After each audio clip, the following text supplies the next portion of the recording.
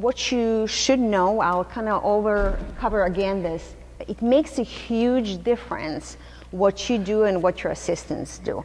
And in combination, you can make a difference between a nice result like this, or this is a patient that came to, this is Dr. Gambino from Italy, who was kind to give me this slide. Sometimes you can see this is a young patient who went and had a hair transplant done, and hair angles are in all directions put, like whoever makes sites didn't pay attention to the hair direction. Whoever placed grafts did not pay attention to the hair curl. And also there are gaps. So this is disaster that it's very difficult to correct. So the difference between this and this is in whether you pay attention to the graft dissection and placement. Quality control is a team effort. It's not only one person's responsibility. This is why I said when you're hiring your staff, you want someone who is responsible and who can think through and make judgment, that you can trust, that you stand behind the same principles and values. Hydrating, trauma, how gentle we are handling grafts depends on how natural the results will be and how precise we are. So let's say when someone is placing the graft, if this is a site, if I keep pushing my graft and handling it several times, it will damage the graft. So there should be a precision in not more than 3 times in adjusting the graft to put in a site. So it's a team effort. There are 4 points. One is during the slivering, we're looking at the certain things. During the graft dissection, graft placement, and at the end, when the procedure is finished, there's yet final check that we need to perform. During the slivering, what are we looking for? We're looking always for hydration, whether they're drying out or not, and I'll show you the image so you know the difference when they're drying and when they're not, so you can see the difference. Width of the sliver, as we mentioned earlier, if there's a 1 follicular unit only, you can turn that sliver and see follicular units from both sides. It's much easier to dissect, it's quicker and less transection, and always looking for transection. So I showed this earlier. So if the hair grows in this direction, this tells me this would be the neck of the patient, this would be the vertex of the patient, this is how the strip came out. If transection happens on these sides, this was due to physicians not angling blade correctly. The transection happening here that happened during taking the strip out. If transection happens on this side, it happens usually when the assistant is transecting. I'm sorry, it is slivering. So looking at the tissue in the sliver, you know who did the transection, so you can correct the action. With the thinner the sliver, the easier it is to identify follicular units. This is a thick portion, so the person will have to go in between these and then flip, so it takes longer to dissect. Drying out, you can see this is a moist tissue. You can see like shine, and then when the tissue starts drying out, there's a dullness to it. You cannot take the dry tissue, put it in a saline and rehydrate it and say it's okay. So that doesn't work. So better caught it before, spray it, and keep an eye on keeping your tissue moist. So once you know what to look for, it doesn't take a long time. You just go quickly and kind of quick glance at the tissue and what the assistants are doing, you will know what to look for. The same thing in graft dissection, there are several things. It's all like a pieces of the puzzle. You have to look at whether it's dry, whether there's a transection, hair count, and size and shape of your graft. So this is easy to see transection. This is transected. You see how there's a difference between, there's a little bulb here and there's a bulb missing. This probably, there's nothing to here to survive. This is one viable here. And then when transection happens, there's a generative tissue around the bulge and there's a generative tissue around the dermal papilla. If the transection happens and has both of these regenerative cells, then hair may grow, may not. So there's a possibility of hair growing. So you can't just say, oh, I have one hair here, I don't want to count on this one, I'll put it in a hairline, and then the second hair grows, and then you have a natural looking hairline. But you can also say, oh, I'll count this one is going to grow for sure, and have a lot of transection, and then you have a poor growth because the second hair didn't grow. So you don't, it's a gamble. So don't gamble, just be precise and teach precision. Shape, it is important, if this is a site and the size of the site, if my graft is too big, it is going to be squeezed inside of the site. And when it grows, instead of, if the hair, let's say there's 3 hairs, if the size of the site is right, the hairs will grow and cover nicely, look natural. But if my site is too small, they come out like a palm tree. They don't cover well. They look unnatural because they don't splay it. They're kind of smooshed together. So it is important to be aware your sites are made with the same instrument, so the graft should be approximately the same size to match that instrument. Hair count, as I showed you on the video, or on the microscope, you flip your grafts around and you can see. For example, if I look at this, this is the same graft. If I look at this graft, it seems like it's only 1 hair. But then if I flip it, there's another one, there's actually, this is a 3-hair graft. Remember I showed you one that when I split, there's another second here. So be aware there's a creativity behind selecting your grafts and placing them where they need to go. 1 here in a hairline, and then you build density behind. So your assistant in their judgment and sorting is important. The same principle here. This is shiny, it's well hydrated. This is dry and dull. And so once again, you go through a quick glance through during the process of dissection and make judgment and in your quality control.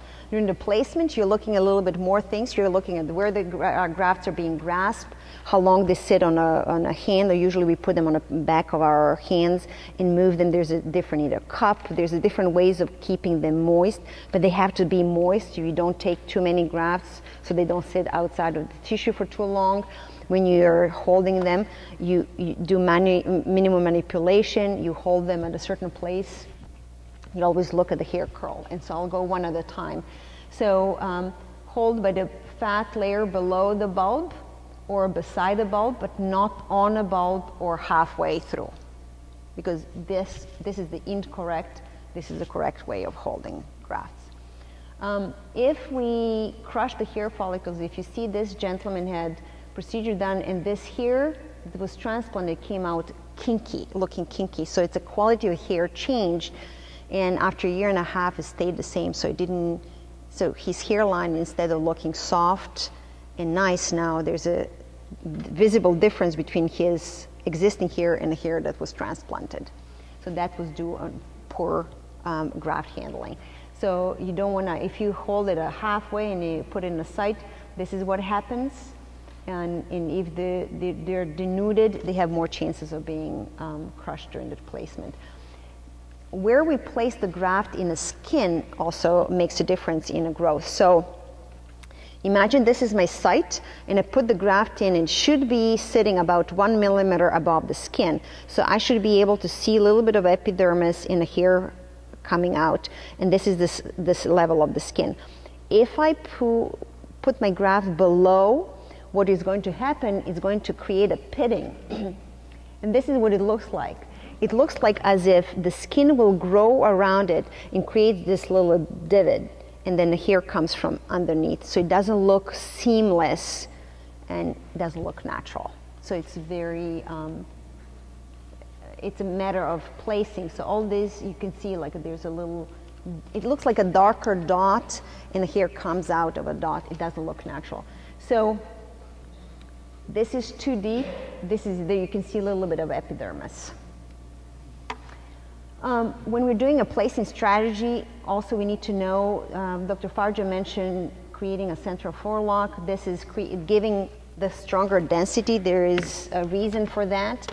So the physician will create this pattern, and the assistant has to follow the pattern. 1 hairs go in a hairline, 2 hair behind, 3, and so there's a pattern that is developed by the physician, and the assistant has to follow that pattern. So this is why we sort our grafts and place them accordingly to the pattern. It is very important to do so. I intentionally put the grafts, thicker grafts in a hairline, So, for example, these are correct grafts. There are 1 hair graft in a hairline, but then what I did, I intentionally took 3 hair grafts and put it in a hairline to show you during the placement you can see the difference. But this is what the results does. When the 3 hair graft is put in a hairline, they look pluggy. So you don't want to do that.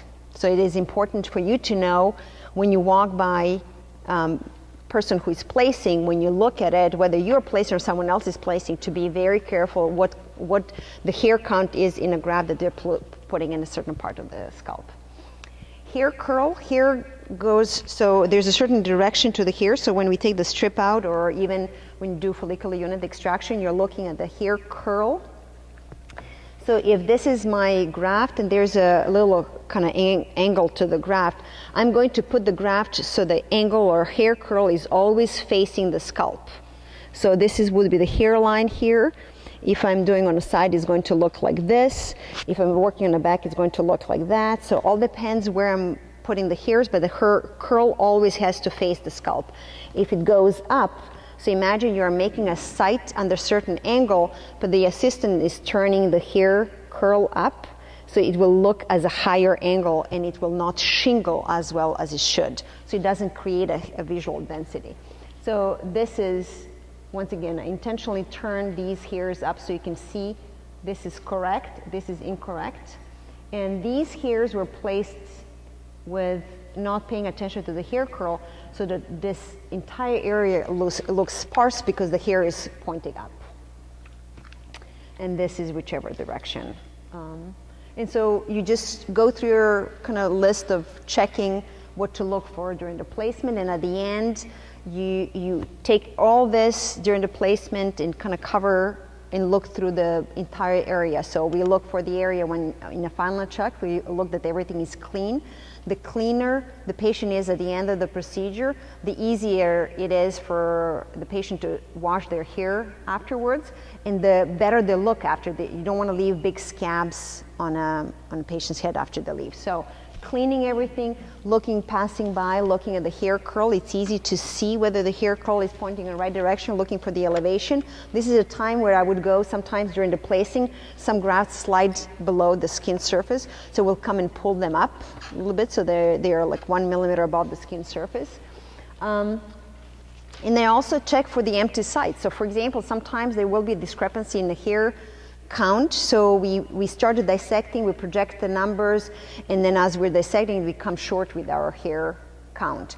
So you have to be strategic if you're leaving empty sites. Where do you want to leave them? How do you leave it? You just don't stop wherever you stop. You have to be aware of that. So let's say sometimes you're going to leave the one row and kind of move your hairline from the back or sides. So be strategic, but this is the time toward the end of the procedure where you look, our numbers, do our numbers match? What do I want to do? And constantly communicate with your staff. During the final check, you also look at, sometimes when you're placing hair in between, placing grafts in between hairs, some hair can loop underneath the graft, so the hair is underneath. So if the patient starts combing that hair, by pulling the hair out, they can pull the graft out.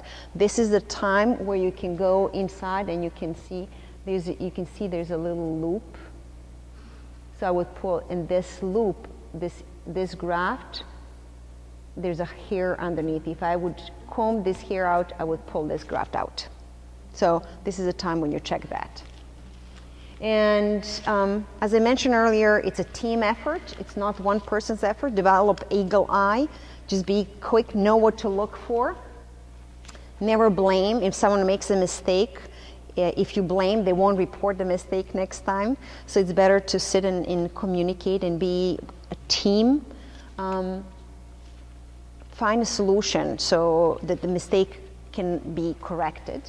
And it doesn't take much time. I put this slide where you just need to peek quickly. As long as you know what to look for, it doesn't take much time, but it saves in long term. saves the aggravation with the poor results, because it takes about a year for you to see where you went wrong. When you're starting a practice, it's a long time to back. It's like, oh, what did we do this time? Who did it? So we, for example, in our office, we write who placed on which side. So I write down that, let's say, Angela placed on this side, I placed on the other side. So if the result is affected on one side more than the other, we know that we need to address something with that specific person who is placing on that side. So keep track of who is doing what so that you can come back and correct if there's anything to need to be corrected. I always believe quality comes before speed, and then when you combine quality and speed, there's excellence. And it doesn't take much, it's just that extra step in quality control that you do that makes the difference between ordinary and excellent. Do you have a minute to tell the story? I want to share a story. A stormy night, and early in the morning on the seashore, there were a lot of sea stars being washed out. And a gentleman walking on the beach sees another person picking up these stars and throwing them back in the water. But there are thousands of stars, and he thought, what for? So he approaches the person throwing the stars back in the water and says, why do you bother? See, there's thousands of stars on the shore, like, this is not, like, why would you even bother throwing stars back in the water? And then the person picks up the star and looks and says, it matters to this one. It throws back in the water. So think about each patient. Every one of you, whatever you do, it matters to that patient sitting in a chair. So the little thing you do in your quality control make big difference for that person sitting in a chair. So thank you.